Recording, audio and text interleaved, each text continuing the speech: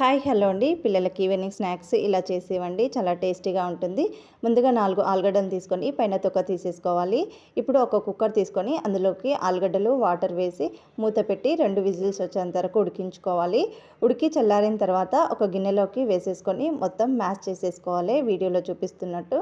ఇప్పుడు అందులోకి 2 టేబుల్ స్పూన్ల కార్న్‌ఫ్లవర్, 1 టేబుల్ స్పూన్ మైదా, టేస్ట్‌కి తగినంత ఉప్పు, హాఫ్ టేబుల్ స్పూన్ కారం వేసి మొత్తం ఒకసారి కలుపుకోవాలి.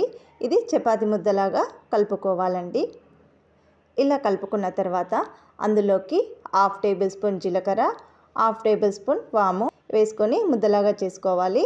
తర్వాత చిన్న చిన్న ముద్దలుగా చేసుకొని వీడియోలో చూపిస్తున్నట్టు ప్రెస్ చేసుకోవాలి. ఒక స్పూన్ తీసుకొని డిజైన్గా ఇలా ప్రెస్ చేసుకోవాలండి. డీప్ ఫ్రైకి ఆయిల్ పెట్టుకొని ఆయిల్ వేడెక్కిన తర్వాత అందులోకి వేసి 2 సైడ్లా గోల్డెన్ బ్రౌన్ కలర్ వచ్చేంత వరకు ఫ్రై చేసుకోవాలి. ఒక ప్లేట్లోకి తీసుకున్నామంటే పొటాటో పిల్లోస్ రెడీ.